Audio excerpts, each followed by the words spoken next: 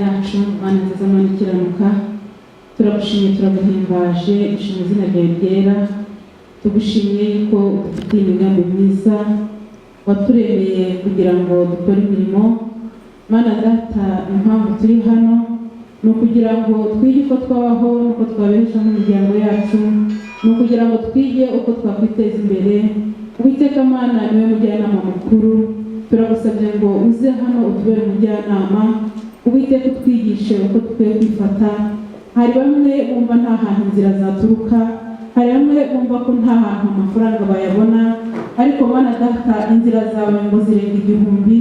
Ahari wenda Mana data, iyi niyo yaba ari inzira yo kugira ngo tuboneremo ubuzima cyangwa se ubutunzi. Ndakwinginze rero Mwami wanjye, uze uhagarare hano tubere umujyanama. Uyu mushinga wacu tugiye gutangiza muri Kayonza ujya imbere, atari wowe ugiye imbere wa feiringa. Byose Mana data bizaza n'umugisha kuri buri wese uzabijyamo, mu izina rya Yesu Kristo ufite ubutware n'ubushobozi. Ni wowe twambaje kandi we twizeye kuzadufasha. Tutari kumwe nawe ntacyo twakora, ariko turi kumwe nawe tuzakora iby'ubutware. Tugirire neza rero, ari wowe utangiza, natwe tugukurikire mu izina ryawe rya Yesu. Amen. Tugiye kumara umwanya tuganira, turaza kwiga amasomo abiri. Ndabanza nigisha mbere impamvu twahisemo uyu mushinga tukawuzana muri Kayonza, impamvu nahisemo kuwuzana mu Rwanda kandi utari hasanzwe. Hari ubucuruzi dusanzwe tuzi, ukorora inkoko ukagurisha amagi.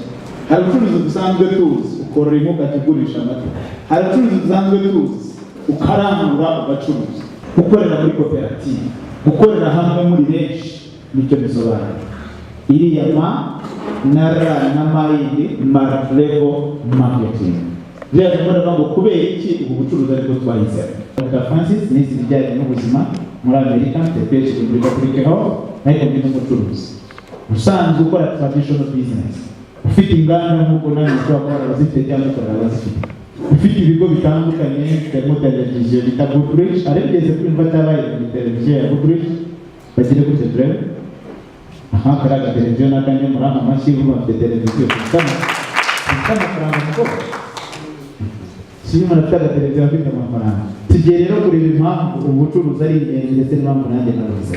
Ikibazo cya mbere ni cyitwa income goal, imyinjirize, intego yayo winjiza ku munsi, ku kwezi, ku mwaka. Muri bene abo gukora hasi y'imyaka 18, ariko bivuze ko imyaka ishize yose warakoraga kandi ubyinjiza. Ikibazo kirabaza ngo ese ayo winjiza ku mwaka nangahe? Wisubira mu kavuga ku mwaka ushize 2018 n'injira ya nawe, ayo winjiza ku mwaka washize nangahe? Ikibazo gikomeye. Ngena nanibwira abakubaza ngo wayakoze mu iki? Hari isambu wakoze, hari ikibanza wakoze, hari projet watangiyemo se? Ni ikibazo cya mbere. Kabiri, what is your dream monthly income goal? None se mu kwezi ubundi wakabaye winjiza ngahe? Inzozi zawe nangahe? Ugendeye ku nzu wenda ukodesha, ugendeye ku bana wishyurira minerval, ugendeye ku byo wumva ushaka kugera mu kwezi wumva wakabaye winjiza kangahe? Ahera kuri iyo musore mutoya, umva mu kwezi ushaka kuba winjiza kangahe rero? Kwezi bitewe n'ibyo nkora numva afite inzozi zo kwinjiza 1,000 mu kwezi. Ikibazo kirabaza ngo is what you are doing helping to achieve your dream? Ese ibyo ukora bituma winjiza yandi ajyanye n'inzozi zawe? Ubu ibyo ukora uyu munsi bituma 100 ku kwezi byinjira? ubu ngubu ntabwo byinjira neza. Ntabwo yinjira neza. Namwe nimusubira inyuma, wewe umva mu kwezi wakabaye winjiza ngahe? Urabona harimo ayo kubaka urugo, harimo ayo kugura agacupa, harimo ayo kugura ibibanza ukagura, ugakora n'ifamu. Reka imyaka yo kugira agafamu kawe karimo inka nyinshi, mu kwezi ushaka kwinjiza nkangahe? Numva nibura nakoze n'ubu 200. Ubu ibyo ukora uyu munsi se bituma winjiza 200? Ntabwo yinjira. Nanjye mfite inzozi, nawe ufite inzozi zayo wakabaye winjiza buri kwezi. Ntabwo ngomba buri, ariko ibyo dukora ntabwo bigira gute, ntabwo biyinjiza. Niba ari inzozi dufite, then ibyo dukora bikaba bitayinjiza, ni ikibazo gikomeye. So nta muntu n'umwe muri iriya modoka si nziza madame, si nziza. Nta mugore mubi n'umwe ari mu modoka isakuriya ntabaho, uko yaba ameze kose yicaye muri iriya modoka ari gukarakagura atambuka, yo mbega ikimama kiri sempatike, kijyanye kubagara urutoki, kijyanye gutera ibishyimbo, arahita aba mubi. Ariko kuko kiri mu modoka nziza kibaye sempatike, ko mudore ikimama cyiza we, ukeneye amafaranga. Ubwiza bw'umugabo ntabwo ari uguconga ubwanwa cyangwa kwambara ikoti, oya. Ubwiza bw'umugabo ni amafaranga, abadamu ndabeshya. Nushaka ubutandukanye ibyo ufite amafaranga uri mwiza cyane n'abakobwa barakurwanya. Ku buryo ubona se abagabo bari aho ngaho bamufite, ariko ko afite amafaranga yazanye umugore mwiza w'igitangaza, akabera abasore beza, ariko agasanga ka kaboko gafite iki? Ushaka amafaranga, ukeneye amafaranga rero kandi menshi, ukeneye amafaranga kandi menshi. Nizo nzozi twese tugira zo kuba twagira amamodoka meza, nizo nzozi twese tugira zo kuba twagira imashini reba hamwe. Uri umupolisi ukayibona mu muhanda icanye amatara marashari, wayihagarara polisi, wayihagarara ahita atereza indi afande wane, wenda n'uyu musore wayikuyeho ahayigura yishyira mu muhanda. Ukeneye imodoka nziza, hahandi ngira ngo ntagira uvuga ngo uwo nini ngo wabanze kurakora ati wa muti uciyeho wa you need a modoka. Ukeneye ubuzima bwiza burimo amafaranga menshi kandi meza wabonye utanduranije kandi atumubaho neza. N'abasore bakeneye utumodoka twiza twa siporo, wigenda agasimbukira kuri Muhazi cyangwa akajya ku Gisenyi, kandi turebye wakonaguze karaga modoka zikeza wa karaga modoka zisaba Mike Nyenga nakabonye hariya hanze. Ukeneye amafaranga kandi ahantu amafaranga aravuga, urabona nayo nabaganirizaga, ariko dukeneye ubuzima bwiza twese. Ibyo turota kugeraho hari igihe usanga tutarabigeraho, abana babayeho nabi, tubayeho nabi, turya nabi, tuba ahantu habi, kandi twakabaye dufite ubuzima bwiza. Ibi byose rero kugira ngo tubigereho nuko tumenya umushinga nyawo tugomba gukorana nawo. Dukeneye inzu nziza zimeze neza, ariko abantu benshi bumva bari imigisha y'Imana izaza gusa, akiyicarira Imana ikazamumugisha akagura imodoka, akiyicarira Imana ikazamumugisha akagira inzu, akiyicarira Imana yazamumugisha akajya atembera mu ndege, amafaranga akabeba menshi kubw'umugisha. Ntabwo Imana iguha umugisha utakoze, ahubwo urakora warangiza ukanabisengera kugira ngo ugire amafaranga menshi, ugire aho utuye heza, ugire akamodoka utemberamo.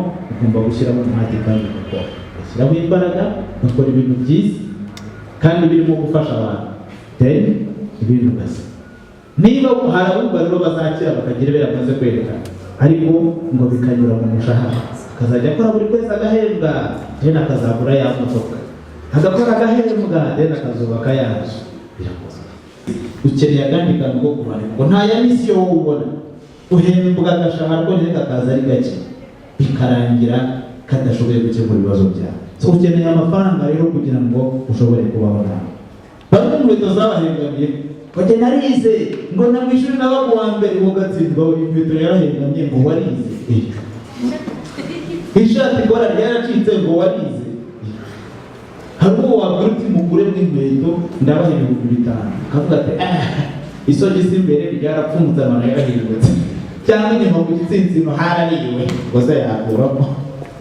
Abadamu abakobwa urabizi ko bambara utuntu dufata amabere twitwa akahindura twitwa kakarega rero hari ukagawe umunsi ndeje akagasubizamo ndeje ubundi akajya kamesa nijoro agiye kuryama. Amafaranga nyamara mu ishuri yaba kuwa mbere yiga primaire, yiga na secondaire yaba kuwa mbere yarakubitaga, ariko inkweto yarahenga. Business tukubwira rero ya MRM ihindutse, abantu batsinze niba nyine habyarize ariko Kigali byarakomeye. Iyo boss yatetse inyama asiga isafuriya yashyizeho ingufuri, abakozi bazirye harazifungera kata, abakozi bazirye umukozi ari inyama asigaho amagufa n'isosi bakubitaho ingufuri. Why MRM? Uriya muntu ujya gufungira inyama nuko ayabona yamufuriye, azigura agace gashoboka nawe akazigura uko byakomeye, ari muri weekend cyangwa ku munsi mukuru. Teremusi amata abakozi bayafata kubitaho ingufuri, cyangwa ifu akayivangana n'isukari ngo bajye bashigikirana, iyo bavangiye ifu ngo mu isaka mu gikombe ngo bashyiramo isukari nyinshi. So impamvu ni igiye kubera dufite challenges ziri mu kinyejana cya makumyabiri. Ikinyejana turimo kuva muri 2000 gusubira hejuru, ibintu byarahindutse. Icya mbere, ubukungu bwifashe nabi. Namwe mwarabonye ko ubukungu bwifashe nabi, ntabwo mukibona ifaranga uko mushaka. Yego, ntabwo ari mu Rwanda gusa, na Afurika yose no hanze ubukungu bwifashe nabi, ifaranga nabi. Kabiri, ibyo kurya birahenda. Yego oya, ibyo kurya birahenze hanze birahenze. So ikindi, ibiciro by'amayisanse birazamuka buri munsi, za ruswa n'ubwo mu Rwanda twayikubise ishoka, ariko ahandi ziracyahaba, ugera no ku kibuga cy'indege ufite viza bakagusaba ruswa. So hakaba itandukano rinini hagati y'abakire n'abakene, gap between rich and poor. Ukeneye akeneye cyane, n'ukize cyane. Ukeneye niyo kurara ko ntayifite, ukize afite amahoteli nk'aka cyangwa za parasol. Ukize afite imodoka 3 zihenze, ukeneye nayo gutegesha yabuze. Ukize afite ibigo by'amashuri, ukeneye yabuze na minerval. Hari itandukaniro rinini cyane hagati y'abakire n'abakene. Mwarabibonye namwe? Cyakabaye byibura bose ari mu ayene, nta ukize cyane nta ukeneye cyane, bose bari hagati. Siko bimeze, ahubwo turatandukanye. So indwara ibyo bita complex disease, indwara urwara ugatinya kujya mu bagabo, indwara urwara ugatinya kujya mu bagore bagenzi bawe, indwara urwara umugabo ukanyura rero biriya hakurya n'umugore biriya hakurya, bwacya ati mva ndashaka gusubira iwacu, ntabwo ari ikibyanzanye. Complex disease, indwara mbi zazindi urwara umugabo zikakwambura kuba umugabo, zimurwara umugore ukagira ngo nturi ntunasane ntunabyare. Zo ndwara ntabwo cyera zabagaho, ubu zirakabije. So igihe cyo gupfa kiri kwiyongera, kera imyaka yari myinshi, abantu barana igihe gitoya, ubushomeri, akazi karabuze ahantu hose, usanga hari ubukene bukomeye, n'abakora barakora cyane ariko bagahembwa agashahara gatoya. Bituma rero ibibazo byiyongera. Ubu abafite amabisi yabuze aho atwara abagenzi ngo aparitse muri gare, ubu ugasanga noneho umuntu yabuze icyerekezo, ahagazemo hariya hagati, yabuze aho yerekera. Amahirwe yonza cyangwa ugurishe inyongere yo mu Mutara, umwe mu Mutara cyangwa ugurishe marume Mozambique, umeze muri uyu mushahara cyangwa ujye gucuruza inyanya. Abantu byarabacanye, ahagaze hagati mu mahirwe, aryama kumva igitanda kirazunguruka. Umugabo umwe byaje mu Rwanda ariko ntabwo ari kubona ibigenda, ngira ngo yatuvugiragaho tuti turazinduka, reka dushyire umugabo, reka nshyire marume rero nze kuzinduka. Ati nta munyafurika ushyira marume muri telefone, ati ibibazo mufite ubwabyo birabakangura. Ibibazo za buri wese aragira kumva uri kureba, wayi ntibona asinziriye, amadeni ufite se yatuma usinzira, ubukene ufite bwatuma usinzira. So abantu babuze icyerekezo, babuze direction. So tugiye kureba uko twakira rero kugera ku nsinzi, kugera ku cyo ushaka, aribyo twita success. No kuyacakira amafaranga. Success no kugira ubuzima bwiza, success no kugira ibintu bikwinjiriza. Murasubiramo success, ntabwo mbumva success. Iyo tuvuze success, byose bijyana no gutayiminga, ukiga ibimenyetso by'ibihe, ugakora ibintu bikwiriye ahantu hakwiriye mu gihe gikwiriye. Bishoboka ko ibyo ukora bikwiriye pe, ariko ukaba uri kubikora mu gihe kidakwiriye. Bishoboka ko ibyo ukora bikwiriye n'igihe gikwiriye, ariko uri kubikorera ahantu hatari.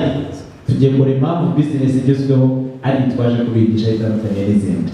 So mu 1970 hari agezweho business yitwa real estate, kubaka za apartment hanyuma ukazigurisha, kubaka amazu hanyuma ugashyiramo abapangayi.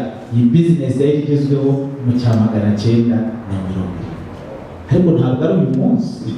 Ubizi hari gusa sindabonye bazijyamo, baraduhamagara ngo tuze bazitukompetiye twishyura buhoro buhoro tukanga, kavuga ati wapi ndajya muri banke mu bakiyanje, zirarunze zikabuga, zirarunze gacuriro, zirarunze zabuza. Uwagiye gukora iyi business ntega ko yibeshye. Iyi business yari igezweho mu 1970, apana 2000. Business ni nziza yo kubaka amazu, ugashaka abantu bakajya bajyamo bakakwishyura zikazabiza, ariko ntabwo ikigezweho. Bivuze ngo yakoze business nyayo, ariko ayikora mu gihe kidakwiriye.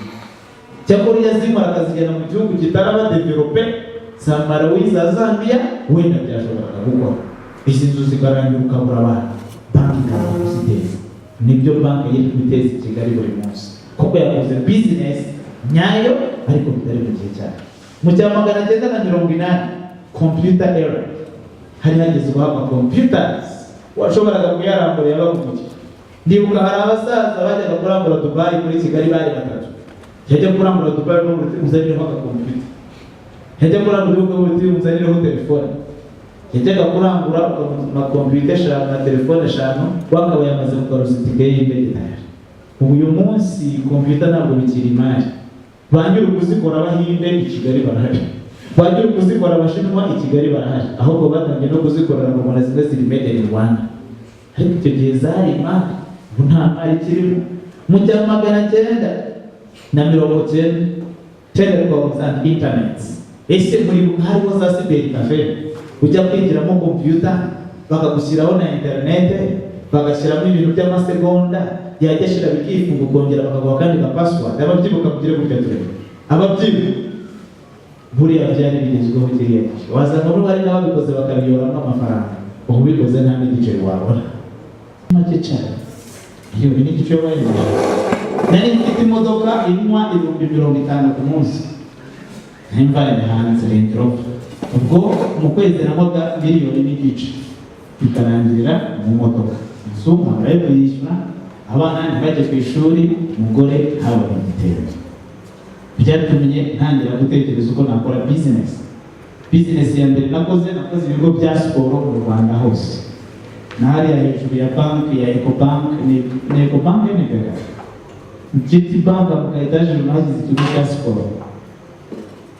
Tukajya dushyira abantu muri siporo muri ibigo 30. Hakurya y'ahangaha Kibungo, Ngoma, Murindi wa Nasho, hasi yo hose nashyizeho ibigo bya siporo. Bikajya bijyana n'amaregime nakoraga. Nakoze ibigo 31 nshaka amafaranga, mbona ntabwo azi. Kuko niko abakiriya barabura kuboneka ubundi bakabura. Finally njya kubaka factory miliyoni zirenga 600 itunganya soya, ibigori n'ibindi bikoramo ifiti koko. Mbona amafaranga ntabwo ari kuza nk'uko mbishaka, kuko numvaga mu myaka 40 nzahagarika akazi nkajya muri retirement. Nkajya mbona ngize 35 barabura 5 ntarayabona ayo nshaka, nkabona nzakomeza muri mfite n'uruharato. Birangira ngiye gushinga televiziyo kuko umuntu yarambwiye ati iyo ucuruza amasegonda uri umukire. Hanyuma nshinga televiziyo nabaraga kwisegura rimwe nzajya ndigurisha amafaranga meza 1,500, kuko TV na TV wari zigurisha 2,000. Isegura rimwe rigurisha 5 ugakuba n'umunota ni 180 hafi aho ngaho. Wakuba n'isaha ni miliyoni 5, wakuba n'amasaha ncuruza ku munsi 18 ni miliyoni 40 ku munsi, wakuba n'ukwezi ni miliyari hafi 12. Nahise nyatanga miliyari na miliyoni 400 nshinga televiziyo. Nguri binarakubyoga jumla kubita ndatangira. Guys, amafaranga bayakura. So ibyo byose byavuye muri iki business. Ibyo mubwira rero ni ibintu nzi, nahagazeho, nakoze, nahereye kuri zero, natangije kandi bibyara amafaranga. Dukorera mu mujyi wa Kigali kwa Makuza, ariko dufite branch hano Kayonza, hano haruguru gatoya hafi ya banke. Turaza kuhabarangira kuko tuzajya tumara kwiga tujye kuguriza product. Hawemerewe gucuruza forode. Farumasi dufite abarimwe license na Minisiteri y'u Rwanda y'ubuzima. Iyo dufite mu burasirazuba ntiyirahawe izajya dufasha, turaza kubarangira bwiza. So kubera iki tugomba kwita mu business, mpanga yaravuze ngo niba ushaka kugira ikintu utigeze ugera, kugira amafaranga utigeze utunga, kugira ubuzima bwiza utigeze ugera, nawe ugomba kwitegura kugira icyo ukora utigeze ukora mu buzima. Ibindi byose rero mwarabikoze n'amafaranga murayabona, ariko ibi ntabwo wari wakabigerageje ngo bihindure akazi. Wenda wanabigiyemo ariko urakomeza ukora n'akazi, cyangwa warabyumvise uranabipinga. Uyu munsi ugiye kubihindura akazi, ubikore seriously. Nanjye gucoaching, mentoring, nguhe inzira, ngufasha. Niyo wamuhamagara saa 8 z'ijoro nta kibazo, mpaka ugeze ku mafaranga menshi yifuza. Ariko ntabwo hano muri Kayonza mwese mwakira ngo byemere, mwese mukiza abakozi mwabakura hehe? Ninde wajya asigara ku rugo? Ninde wakoze imodoka? Ninde waba umushoferi? Hari abazasigara ari abakire. Hano ronza bitarenga abantu 15. 10 na bangahe? 10 na bangahe? byibura bo nimbakiza nkababereka hariya baraguze amarava bafite amazu nkavuga na 15 bari muri ba bandi mwiganaga ahangaha reka ko aho ngaho namwe muzeye mvuge mutumva vuga abakenze bayagize harimo n'abadazi gusoma no kwandika vuga yakenze bayagize harimo tubona banashaje harimo n'abana bato ubwo bashoboye natwe twabishoboye. So aho ngaho tuzaba dutangiye business, ndaza kubaha nimero babwire icyo dukoresha dutoranya 15 ba mbere tuza gukocinga no kumentanira kugira ngo bakire. Dufite ibintu bitatu rero ahandi bitahaba aricyo gituma ugomba guhitamo business yacu. Icyambere dufite company nziza, icya kabiri produit nziza, icya gatatu system nziza. Ibi bintu bitatu byujuje bishobora kubakiza abantu.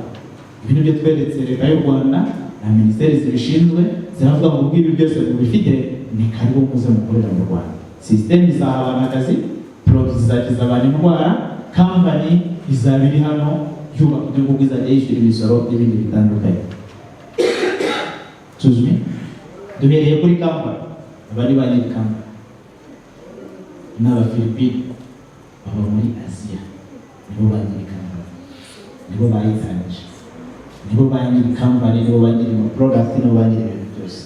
Abari baje mu Rwanda ndi kumwe nabo hamwe na Dr. Arthur. Iyi company yacu ni strong kuko ifite inganda enye zikomeye. Inganda za mbere ku isi muze kubaza kuko abafite ka internet basanga urwa mbere rwitwa Nature's Way. Inganda za mbere ku isi mu gukora imiti ikomeye, mu gukora amaproduit arinda akanavura. Ziriya nganda ni za Nice Motion Global, zose zirakora tugacuruza. Ku bijyanye na produit dufite product z'agatangaza n'abandi barazigira ariko zitari nziza nk'izacu. Product zacu zaje gukemura ibibazo. Mwese mujya mwumva indwara ngo zifata umutima, yego funga igipfunsi cyawe cy'ibumoso, funga cyane. Umutima wawe urutajya mukoratwaho gato n'igipfunsi cyawe. Ntabwo umutima ari inyama nini, ni akantu gatoya. Wabonye uko umutima ungana, so ugomba kurindwa rero kugira ngo utarwara. Uwo ni umutima. Indwara zifata umutima nta virusi zitera. Nta n'umuntu wakwanduza umutima ngo wowe aba urwaye kandi abo gusiga. Ndaza kubera indwara z'umutima zituruka mbereka naho duhurira nazo kuzikeza. Hari indwara zifata imitsi, umuntu akagira umuvuduko w'amaraso. Mujya mwumva umuvuduko w'amaraso? Ni indwara urwara umugabo uri umugore ukaba ushobora kuba paralize isaha iyo ari yose. Ni indwara urwara umugabo uri umugore ukaba ushobora kugenda uri ubuzima ukumva wagize stroke of one side. So high blood pressure. Indwara nta virusi yitera ariko yamaze abantu, yica abantu buri munsi. Iyi ndwara nta muntu yanduza undi ariko yica abantu buri munsi, high blood pressure. So turaza kuvuga ku mpyiko. Ni indwara urwara impyiko yawe imwe yari nzima yapfa cyangwa iya kabiri yapfa, ugashaka kumugira neza akajya kuguhindura impyiko kugira ngo bongere mu yindi. So ugasanga za mpyiko zawe zararangiye ntizigikora ngo ziyungurure imyanda mu maraso, cyangwa ugatangira kujya ujya muri dialysis bakagushyira mu mashini iyungurura imyanda kuko yabaye myinshi. Diabetes nuko izi ndwara nta virusi zitera, zituruka ku cyo bita free radicals. Murasubira mu free radicals? Kaka wumurya yangasira ukisya ibyuma birafunguka bikivanga n'ifu kuko ingasire irasaza. Ingasire nini itarakora ibigana n'iki gikarito, ingasire yamaze gusaza ibigana n'aka gapiyesi. Ubwo kaka wumurya karimo n'ifu y'ibyuma, cyane ko mu mwana harimo n'ifu y'ibyuma. Bivuze ngo ugomba kwirinda kuko zafu zirimo byara n'ibyo birimo n'ibyuma kandi bitandukanye. So ibintu bikonje byo muri firigo, wama amazi, wama fanta, wama byeri bivuye muri firigo, umukandida wa kanseri. Kuko ntabwo uragenewe kwakira buriya bukonje. Iyo bwa bukonje bushera n'abasirikare baza gushyushya ari benshi, baza hagapfa miliyoni nyinshi. Uko za miliyoni nyinshi zipfa niko ubwirinzi bugabanuka, serire zikangirika, kansa igatangira. Niyo uriye ibishyushye cyane deseri hapfa abasirikare benshi. Wasanga hano abantu ibintu bikonje bivuye muri firigo barahari, bagire gutya turebe siko bahari. Ntabwo ari ibyo gusa. Iyo tuvuze imirire mibi wumvemo no gufata ibyo kurya bitera imbaraga. Bitera iki? Nk'ibirayi, amateke, inyama, kawunga, ukabirya nijoro ugiye kurya. Nubangara ukarya ibyo bintu nijoro ufite ikibazo. Ukarya ibirayi nijoro, ukarya kawunga nijoro, ukarya amateke, ukarya imyumbati, ukarya ifiriti, ukarya inyama. Kandi ugiye kurya ukarya ibitera imbaraga utagiye gukoresha imbaraga, ni ikibazo gikomeye. Hari ababirya hano se? none se bwiza uko urambwira none se kuki urya ibitera imbaraga kandi utagiye kuzikoresha? So ibitera imbaraga babirya mu gitondo. Urabyuka kare kare ukarya ibyo kurya bitera imbaraga, ariko ntabwo bijya mu ijoro ugiye kurya. Ibyo bikoze rero uba utangiye kuba umukandida wa kanseri, ishobora kugufata anytime kuko ubwirinzi bw'umubiri buragabanuka. Mu nshamake ibitera kanseri ni biriya, ibitera diyabete ni biriya, ibitera hypertension, ibitera impyiko, ni bya byo kurya byatunganyijwe, ni za stress, ni wa mwuka duhumeka, ni ya mazi mabi, ni za ngaruka z'imiti yo kwa muganga, ni rya tabi, ndetse ni ya mareyo y'amatelefone ndetse n'amakompiyuta. So iyi ni serire nzima idafite ikirwaye na kimwe. Mwigeranye na kiriya kirahure cy'amazi uyu mudamu afite, so ni serire itarwaye idafite ikirwaye na kimwe, nzima idafite ikiyihungabanya, ariko muri twe ntawe ufite iyi serire. Iyi serire ikiri normal nk'uku, muri twe ntawe uyifite. Abayifite wababara, nta bana bato bari hano, ariko hano ndabona nta bana. Iyo uhuye na za stress rero, warangiza ugahura na bya byo kurya twavuze bitari byiza. Kiriya gicupa afite mu kuboko kw'iburyo bakita Providone, ni imiti y'ibisebe. Ya yindi ushyira ku gisebe isazi yagwaho igapfa, ni imiti y'ibisebe. Ya yindi n'isazi igeze hipfa nawe uyinyoye wapfa. Ariko berekanye ko free radicals ziva muri za nyama, za telefone, ziva muri ya mirire, ka kawunga, ya stress, wa mwuka duhumeka, zifite ubukana buruta ubw'iyi Providone. Nashyiramo serire iraza guhinduka. Mbere yo hano bagende bareba move around. So serire iraza guhinduka complete. Serire agenda yangirika. Iyo ari umweru ihinduka uburozi, iyo ari umweru iba umukara. Serire y'umuntu yarizima ihinduka. Murabona byahindutse yego? Iyi ni serire yamaze gupfa rero saa sitegereze hariya. Abenshi nuko serire zabo zisa. Ongeramo kuko abantu hano bafite free radicals nyinshi. Niyo wanywa amazi yuzuye ikigega rero ntabwo abihinduka, ntabwo avanamo za free radicals, ahubwo biriyongera iyo unyoye amazi. Nta kintu na kimwe ku isi kibaho cyabirinda ngo kinabivure. Basanga aho bwifashe imiti yo kwa muganga ukayigotomera irabyongera. Abantu bumvise iryo tangazo batangiye kwiyahura. Ni nk'umuntu bwa mbere igihe yamenyaga ko arwaye sida, bariyahura bati n'ubundi nta n'indi yari yakaje. Naho bakimenya ko free radicals n'amatara n'urukinga benshi bariyahura. Erega none se urwaye indwara kandi bari kukubwira ko nta kiyivura, wowe urumva wabaho? Uyu munsi turi ku cyumweru, bakubwira ati ku cyumweru uzapfa, kumva bimeze bite? Ntabwo ko biganjye gusa se ngo napfuye nyine. Madawiriwe turi ku cyumweru, bakubwira ati kuwa kabiri uzapfa, kuwa kabiri bizarangira, kumva bimeze bite? Igihe utari n'umuntu nyine babwiye n'ubusitani ukirimo. Ntabwo rero uyu munsi twaje kubabwira ko nta muti kugira ngo mugire ubwoba, ahubwo tuje kubabwira ngo abazungu umuti barawubuze, abahanga barawubura, ariko mu bintu Imana yaremye by'ibimera habonekamo umuti umwe bita antioxidant. Murasubiramo antioxidant? Ntabwo mbumva antioxidant. Nta muntu wayikoze, iri mu bintu Imana yaremye, iba mu bimera ndabereka ituruka. Iyo ufite antioxidant bakaguha uburozi butaraza ntupfa. Iyo ufite antioxidant ukaba ukarya ntupfa. Madam kambaka, so agiye gushyira antioxidant muri ukuntu uburozi bushwanyagurika bukava mu mubiri. Agiye gushyiramo antioxidant bereka ukuntu kansa yawe iza gukira. Arashyiramo antioxidant bereka ukuntu diabete ishobora gukira mu gihe gito. Arashyiramo antioxidant bereka ukuntu umutima uraza gukira. Murashaka kureba antioxidant? Shyiramo madam watinze. Antioxidant ibintu fate batagira ngo hari ibindi nashyize, batagira ngo wenda mfite maje nko mu ntoki. Fata iki gikombe ikira hino, madamu shyiramo imbere. Ibi bintu uyu mugabo binyoye yapfa, nta nubwo yasanga.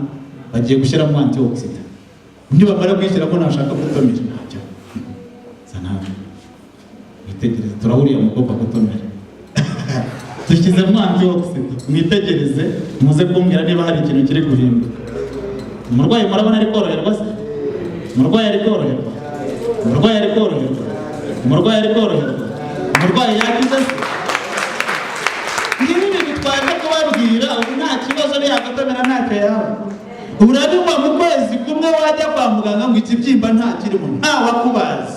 Abagore i Kigali batambyara ku bafite abana. abagabo i Kigali batashoboraga gutera akabari imbura zacu mu bararasa 90 gashira yaho kugata abantu barwaye za asima ubu zarakize, impyiko zarakize, imitima yarakize kuko banyoye antioxidant. Murasubiramo antioxidant. So antioxidant ni ibanga rikomeye ku buzima bwacu. Ahambere ituruka ni muri C24/7. Murasubiramo C24/7. Niyo mubona bari abamama barimo babereka C24/7 ni capsule. C24/7 ni capsules ikozwe mu bintu bitandukanye. Ni ikinini n'unywa, ni kiriya mubonye bashyize mu mazi yitwa C24/7. Murasubiramo C24/7. Aranyura hano mwitegereze mwese, ugerageze ugatahane farumasi ari haruguru zirahari C24/7. Iyo ukanyoye gahindura ubuzima kuko mu kanini kamwe ubwabo gashobora gukora amaserire mashya. Kurwara cancer, serire zawe ziba zabaye mariforme. So iyo unyoye kanini protect cancer, irinda ubereye hasi cancer protection. Kabiri cardio protection birinda umutima. Gatatu cellular nourishment bigarura za serire zawe. Bikora amaserire mashya ayari yashasha kavamo. Bishobora gukora serire zindi nzima, ijisho ritareba karekare, umutima utari muzima ukaba muzima. Mu kinini kimwe harimo vitamine 29 ni hari imbaraga zituruka nahandi, 29 vitamins and minerals. Mu kinini kimwe harimo amino acid n'ibindi byinshi kandi muri detail. Kubera ibihumbi 22 bya phytonutrients bituma ibyo unyoye bigira ubuzima bwawe bushyashya. Ubundi biriya byo kurya wabirya nk'imyaka 5 ubimira mu kinini kimwe, uko byagenze muri cya kirahure niko bihita bigenda mu mubiri wawe. Harimo vitamins 29 n'imyunyungugu bizamura iminite.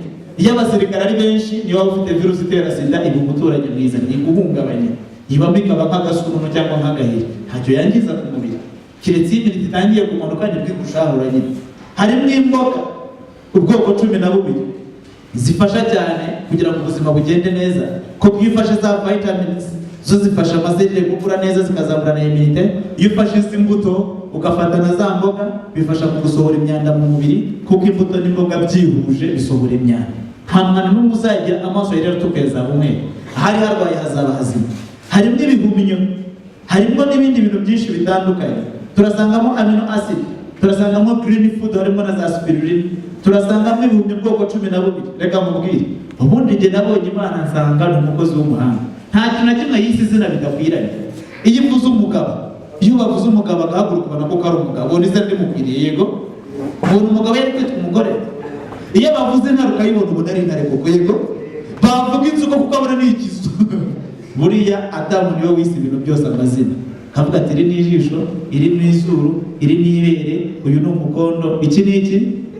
Bamucecekeza. Buri kintu cyose yajyaga izuru ukabona biramacinga. Ona Adamu ayobowe n'Imana. Adamu rero ageze kuri ibi byo mu Buyapani. Ibihumyo biri mu Buyapani narabisuye ejo bundi.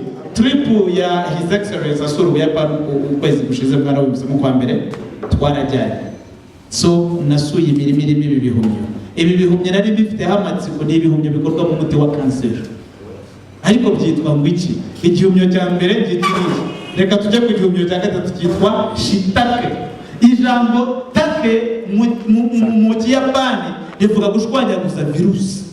Bivuze ngo ibihumyo bivura kanseri, ibihumyo ubwabyo.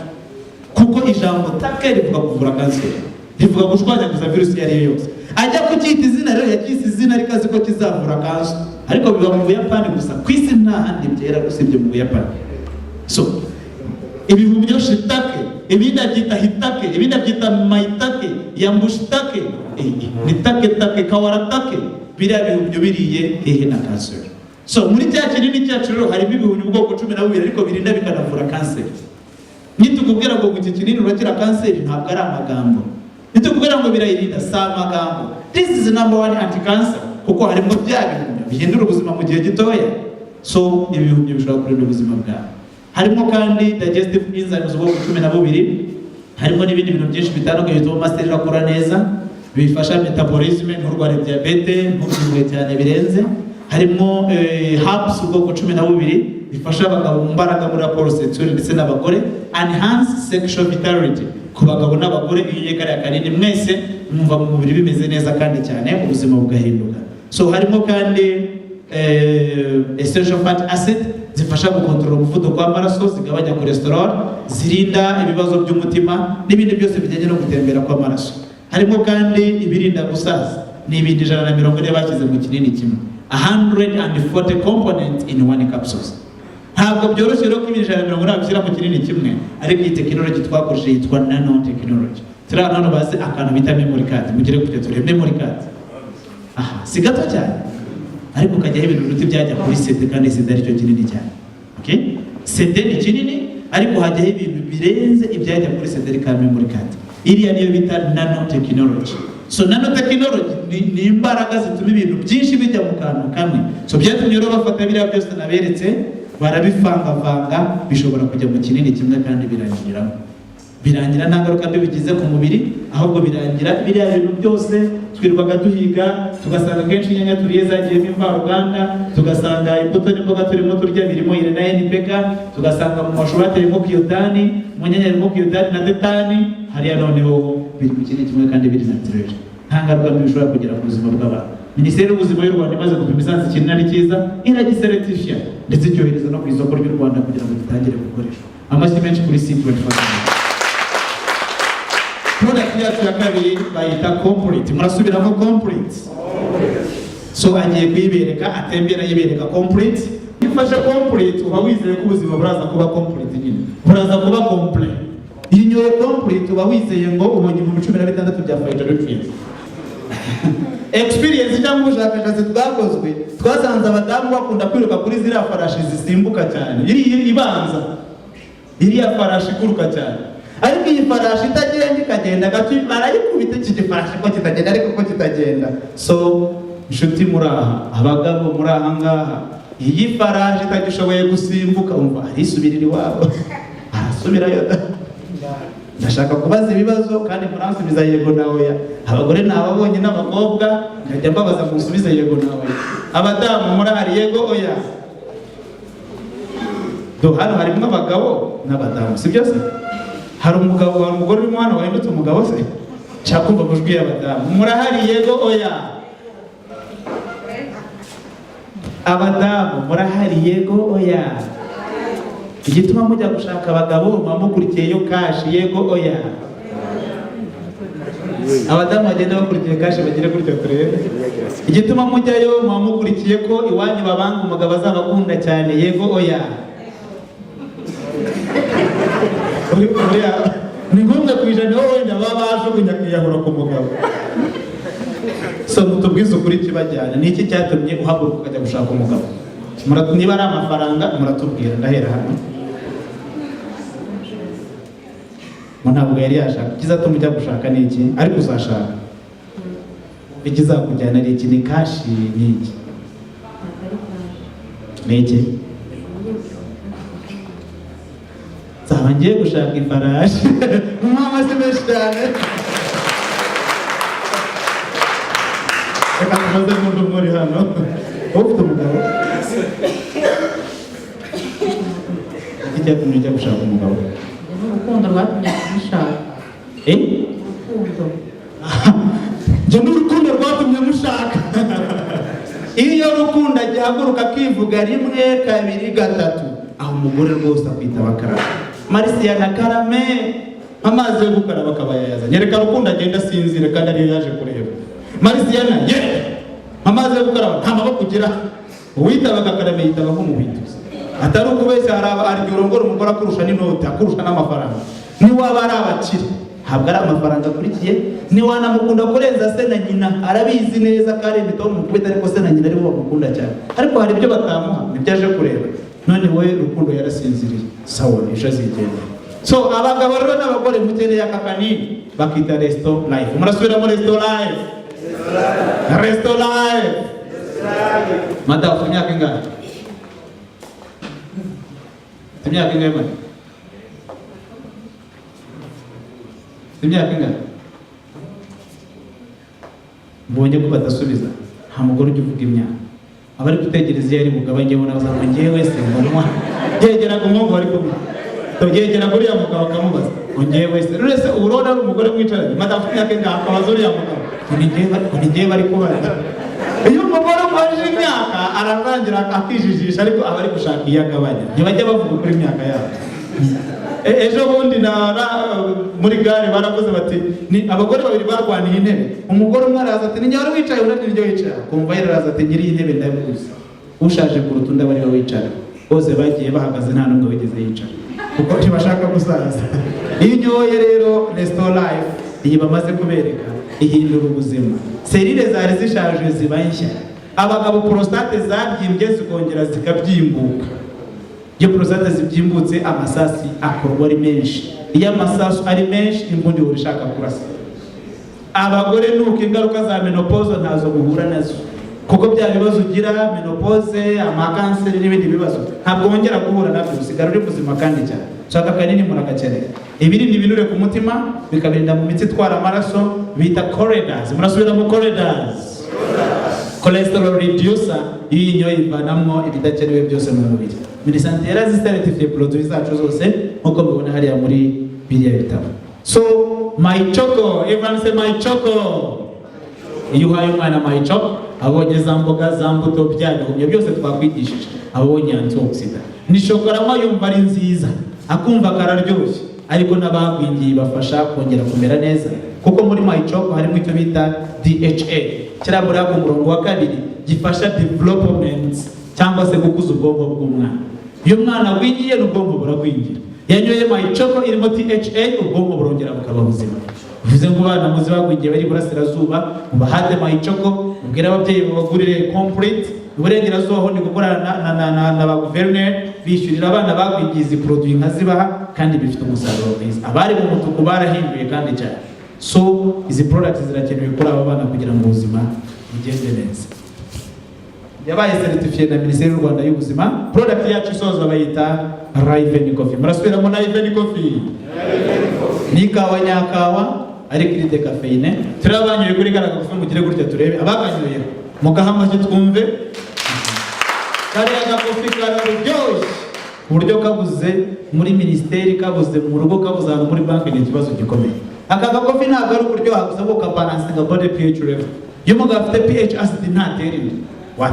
Iyo mugabo afite pH acid intanga ngabirazi gashya yakanyoye kayishyira ku murongo rero. Ushobora kuvuga ngo ugasa mutabyara. Fatanya bikorwa wacu rero hano muri Kayonza, nyiraha twicaye, nyiri duka rigiye gucuruza izi product, Pasteur umwe dusengeye dutangira yaravuze ati muri iri joro mbonye ari byiza, si ibyo muri convention gusa. Ngenda bijyanye burasirazuba. Niwe wantu utangiye iduka rigenewe na leta y'u Rwanda iburasirazuba. Arishiri Kayonza, azashyira ni Rwamagana, azashyira ni Kibungo, azashyira na Nyagatare na hano. Agize neza cyangwa agize neza cyane? Muhammad twumve. Akaba bakobwa n'abagabo bashyiraho n'inkondo. So igice cya nyuma ariko nsorezaho ni system. Ese koko havamo amafaranga? Ese koko umuntu yagiramo amafaranga menshi? System yacu yabaye imbere ku isi, kirane igikombe yatwaye 2014, 2016 system yacu yongera imbere ku isi. Imyaka yose uko yagiye ikurikirana system yagiye imbere ku isi. Aba nibo bandi company naberetse dutangira, nibo bicaye badevelopa cyangwa batekereza kuri iyi system ifite udushya izindi zidafite. Gashaka mbere kari muri iyi system one time right time international registration. Ushora rimwe kuva najora billion 300 ntabwo ninongera gushora njya gusarura gusa. Niho kuko nera mari myaka 10 ntagarukanga konti kirimo gakomezaho byari bite. Biri international yongeze mu Bushinwa, yigeze muri Amerika kumberezaho ya konti yanjye niyo nkorera. Nanakuye n'umwana wanjye azaza gukoresha ya konti yanjye. Ibintu biryoshye. Cyo nicyo turusha abana. Abandi ushyiramo konti wagenda kwikoresha gasinzira ukazaza kuyafite gutanza amafaranga. Abandi ushyiramo konti bikabiri lokal wazatekereza kujya kongera gukora mu kindi gihugu kongera ugatanga amafaranga. Produits zacu ziri unique ubwazo ziravuga. Kuko rero produits zivuga ntabwo ugenza avuga amagambo menshi. Ubu mperutse mvuga ubutasinza avuga amagambo angana. Nzahagurutsa umugabo umwe aza duhuha. Tuti utaramuye produit na nyuma yo kuyinywa ni ryari umugore yagutekeye umureti. Ati nari muzi imyaka 10 ry'umureti ubu murya buri gitondo. Muzahita mumenya icyo umusaza azi. Twegera umubyeyi wari umaze imyaka ingaho ugasama nuko tubona utwite. Ati imyaka ye bari 10 ariko dore ndatwite reka mubwire. Najya mu rusengero agatanga ubuhamya ati imbaraga y'Imana ikorera mu byaremwe na nyoye C20 ndatwite. Urusengero rwose ruzaza. Ntabwo produits zacu ziravuga kurenza twese. so bake bagiye kuzitangira rero ubuhamya bwabo uzabona kuri stage kandi nibwo buzahindura amateka nibwo buzahindura byinshi kuko produit zacu ziri unique kandi zirakora cyane compensation plan byose ndetse n'icyitwa TTC ubireberamo amafaranga yagiye muri systeme ukareba no kuyihemba hagiyemo amafaranga angahe ndayihemba gute hagiyemo amafaranga angahe ndayihemba gute ndaza gufungura systeme mbere kuko amafaranga ajyamo nuko bayihemba niho nza gusoreza utangira iyi systeme kuyigura uyishyura 198 bakaguha produit zuzuye kandi ntabwo ari igishoro kinini kuri iyi business kuko n'umunyonzi ari yatanga kugura igare rye umumotari washora miliyoni hafi ebyiri ucuruza agatara hafi na 200,000 kugira ngo arangure agure n'ise 198 niba byagutangirira business uzakora ubuzima bwose kandi ukaba uyashora rimwe ugasigara umubwiriza gusa ni business byose cyane ukiyatanga tuguha ziriya produit zose uko uzireba bahoze bakwereka ikarito yuzuye bariya ushobora guhitamo kuzigurisha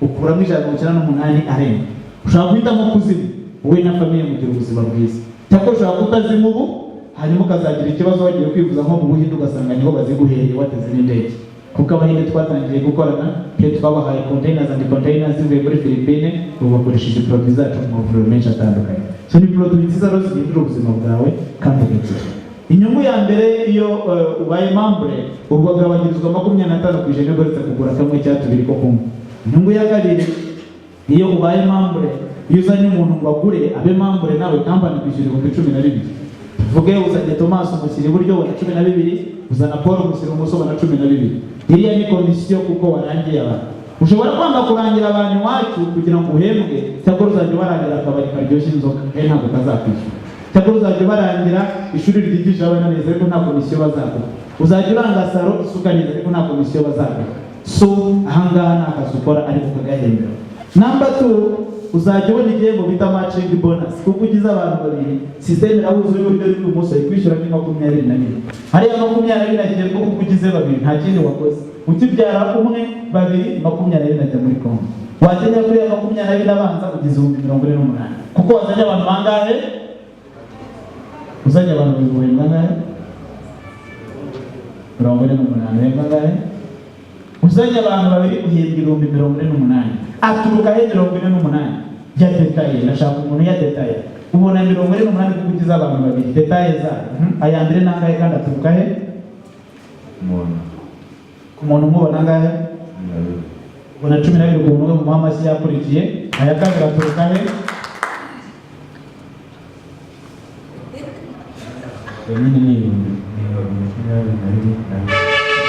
hazo wa kabiri hakaza ni 24 andi 24 aturuka he mu 48 wa kabiri ari uriya wa mbere kandi twebwe abo ni wa kabiri ntabwo ari kubibona neza nashaka gusubiramo mukabibona neza kuko niho ndi gusoreze niho business ndasubiramo mubibone neza bigenda bite nicyo nshaka kubera so mukurikire kuko uratanga batwigishije shaho mwizikize ko byari hatari mwiga bose umunsi bazagurira ibikarito uwo batumiye azajya abona 12 ahita ajya muri systeme ako kanya tugiye gufungura systeme tubereke uko ajyamo tunayihembe muri konti ya banki ene mubibone neza waza n'umuntu wa kabiri akongera kwijyanamo ntabwo ari umuntu yasesekamo none amubyaye umuntu ahita yijyanamo automatic kuko ugize abantu babiri systeme igahita bahuza ari babiri ikishyura ndi 22 nta kindi ukoze waregistarinze umwe umushyira iburyo undi ibumoso muri systeme nitwe tumushyiramo kuko iyi karita isohokana n'agakode k'agakode tukagashyira muri systeme hanyuma 12 bigahita bijya muri konti ya nyir'ukuzana abantu iyo dushyiramo amazina y'uwinjiye n'umubyaye tugishyiramo ngo n'uyu ukubyara arajya muri konti tudushyiramo uyu ajya muri konti sibaye 24 systeme ihuza abantu babiri automatique igatanga n'ibihumbi 24 byindi by'inyongera bisanga 24 yo hejuru none mubonye haturutse ibihumbi 48 so reka tuvuge ko wowe nta mwanya ufite wo gukomeza gukora post uricaye hejuru ariko uriya aramanutse ikibuga aragenda byara babiri arahembwa 48 Penda wala manuka Nyagatare abyara babiri arahembwa 48 system iribuka ko wowe hejuru boss niwe watumye bari abuzukuru wabyaye bari abana igiye kuguhembera abuzukuru sasa ariko abuzukuru we ntabwo bazi birumvikana ntabwo uzabuzukuru sisiteme irahuza umwuzuro wa mbere n'uwa kabiri ikuye 24 kuzageza kuri infinite. Bisobanura iki? Niba ari igihe wazanye iyi business hano mu Rwanda uba bari kwigisha Nyagatare nibajyamo nawe 22. Bisobanura iki? Niba uyu munsi Esperance cyangwa ndagutumiye akubyaye hano ukimuka ukajya gutura Tanzania ukabikorerayo ibyo uzajya ugura byose uzajya 22. Bisaba rero wowe kujya mu Rwanda ukabyara abantu benshi cyane Peki bakajya bakora ubona amafaranga ajya muri konti tuzageza kuri iyo. So ubaye waratangije konti 3 ni byiza ariko ufite 7 nta karusho. Bari abantu bose akabiri umwe babiri bari abantu bari bakaba ari bahoye.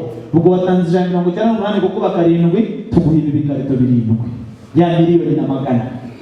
Ariyo ugiye gushinga shop hano yatangije ibikarito 7 Esperance Pastel. Ariyo natangije ari abatwazanye batangije 7 accounts.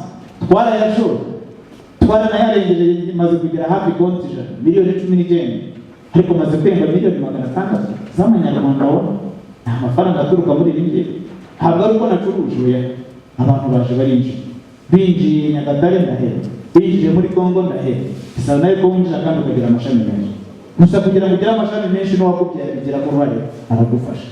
So umwaka umwe bishobora guhinduka aho wariraga akagira amafaranga ukibyara babiri urabona 22 babiri niba byarabe mu kwezi kukurikiye ukugire 48 hadurutse murahabonye abo wabyaye nabo bagize gute dufite kampani nziza cyangwa ni nziza cyane systeme ni nziza cyangwa ni nziza cyane. So ngiriya systeme yacu twaje kubabwira nziza kandi izadufasha guhindura ubuzima. Nsoza nashaka kubwira amakuru abarimu abamentazi banjye bamwe kugira ngo succeeding uri equipe ikina umupira ukeneye coach sibyo kugira ngo ube umunyeshuri mwiza ukeneye umwarimu mwiza. Ntushobora gutsinda udafite coach no muri business ukeneye mentor udafite documentary ntushobora gutera.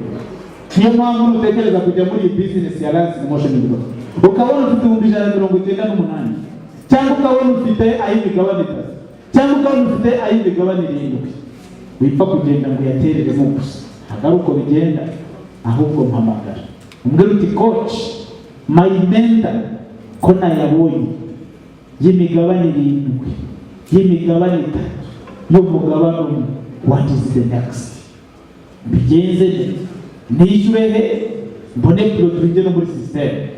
Ntabwo abantu bose ari abakozi ntabwo abantu bose ari abamena uzahura n'umunyenzara uyamuhe na produit wataziguha uyamuhe agushyire muri systeme ariko ahantu bitazakora cyangwa atazanagufasha kubaka ntabwo mpamagara rero mubwira inama ubwira uko baregistarika ntuzahurira ngo nashyizemo ngo biranga ngo nabuze abantu ngo urabona mpamagara ufite amafaranga utari wishyura ubwira uko bakora ubwira uko baregistarika hanyuma mwere gukora business ubwira uko wishyura tutangirane business kandi uzakira nta kabuza.